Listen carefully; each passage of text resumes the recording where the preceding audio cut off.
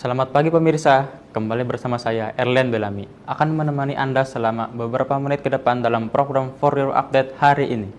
Kami telah menyiapkan berbagai informasi terkini yang telah kami rangkum untuk Anda. Pemirsa, harga sejumlah bahan pokok di pasar tradisional terpantau mengalami perubahan dalam beberapa hari terakhir. Kenaikan dan penurunan harga terjadi pada sejumlah komoditas yang menjadi kebutuhan sehari-hari. Bagaimana kondisi harga bahan pokok saat ini? Saya sudah terhubung dengan reporter kami di Pasar Grogol, Jakarta Barat. Silakan Karen laporannya. Pemirsa, saya saat ini berada di Pasar Jaya Grogol, Jakarta Barat, salah satu pusat perdagangan kebutuhan pokok masyarakat. Dalam beberapa pekan terakhir, harga sejumlah bahan pokok terpantau mengalami perubahan. Sebagian komoditas mengalami kenaikan harga, sementara yang lain masih relatif stabil. Kondisi ini terjadi di tengah melemahnya nilai tukar rupiah yang dikhawatirkan dapat mempengaruhi harga barang dan daya beli masyarakat. Kenaikan tertinggi terjadi pada harga bawang merah yang naik dari Rp50.000 menjadi Rp60.000 per kilogram. Sementara bawang putih naik dari Rp35.000 menjadi Rp40.000 per kilogram. Harga daging sapi juga mengalami kenaikan menjadi Rp150.000 per kilogramnya. Sebaliknya, harga telur ayam turun dari Rp30.000 menjadi Rp28.000 per kilogram. Untuk komoditas lainnya terpantau masih stabil. Siapa yang paling sering mengalami perubahan harga? Bawang merah, bawang putih, seperti bombay, cabai. Besar pengaruh melemahnya nilai rupiah terhadap harga barang yang Bapak jual gimana? Itu sangat mengaruh sekali merosotnya. Seumpama dapat 200, ini dapat 150. Ada pengurangan. Tentunya situasi saat ini para pedagang pun berharap harga komoditas pangan ini dapat kembali stabil, sehingga pendapatan mereka dapat kembali seperti sedia kala. Dari Jakarta, Karen Pereira, Mukasasim melaporkan.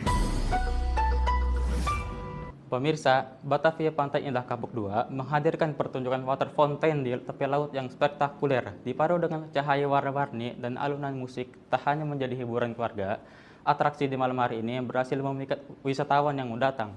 Berikut liputannya.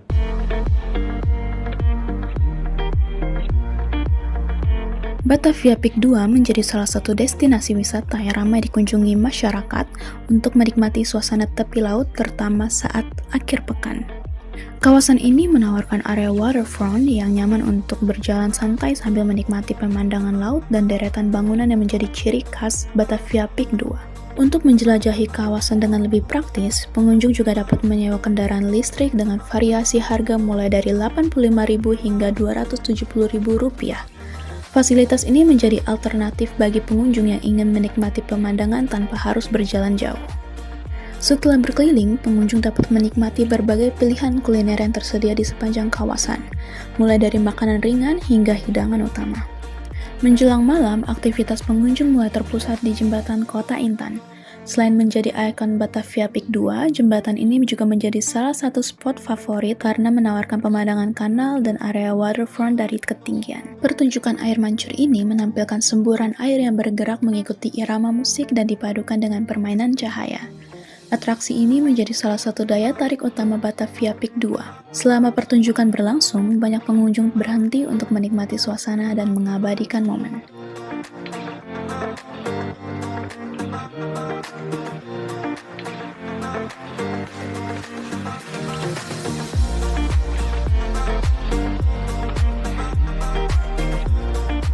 Awalnya kan cuma lihat di TikTok gitu kan, pas udah nyampe sini ternyata tempatnya bagus gitu kan, ramai orang kesini.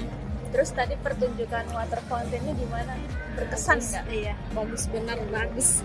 Karena saya dari Tangerang, baru kali ini benar-benar ngeliat. Oke. Iya. Worth it sih, untuk budget ya sangat minim sekali lah gitu. Kehadiran Water Fountain Show, area kuliner, serta fasilitas wisata yang lengkap menjadikan Batavia Peak 2 sebagai salah satu pilihan destinasi untuk menghabiskan waktu bersama keluarga maupun sahabat.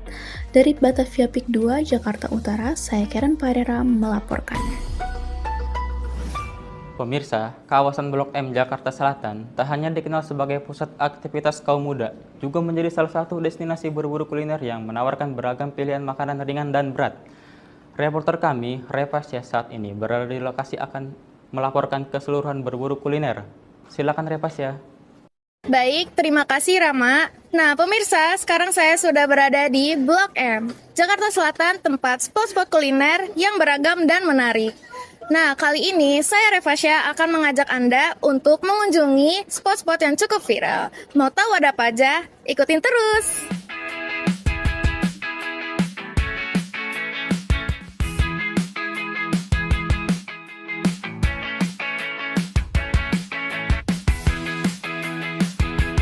Pemirsa, sekarang saya udah berada di kedai penuh nikmat. Jadi di sini saya memesan ada ayam panas Blok M, beef teriyaki, ayam crispy dan gyoza.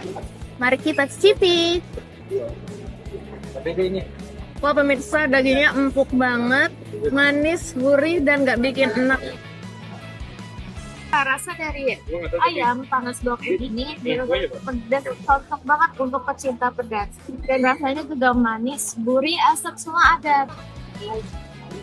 Ininya benar-benar lembut banget. Nah pemirsa, segitu aja dari menu-menu kedai penuh nikmat. Sekarang kita lanjut ke menu-menu hangat dimsum.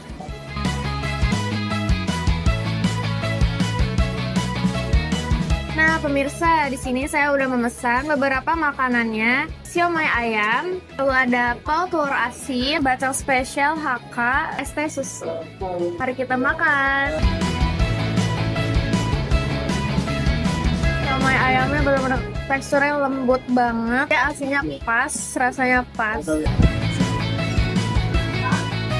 Ini rasa kuning telur asinnya enak banget. Baksonya enak banget pemirsa. Isinya tuh ada ayam, terus rasa asinnya tuh kayaknya dari telur asin. Perpaduan kuliner tradisional dan tren makanan masa kini membuat Blok M mempunyai cerita sendiri untuk dinikmati. Tak heran jika tempat ini selalu menjadi tempat favorit warga untuk berburu kuliner di akhir pekan. Bersama juru kamera Mufas, saya Revasya melaporkan kembali ke studio. Pemirsa, demikian informasi yang dapat kami sampaikan. Terima kasih atas perhatian Anda. Saya Erlian Delami beserta tim yang bertugas. Kami undur diri, sampai jumpa dan selamat melanjutkan aktivitas Anda.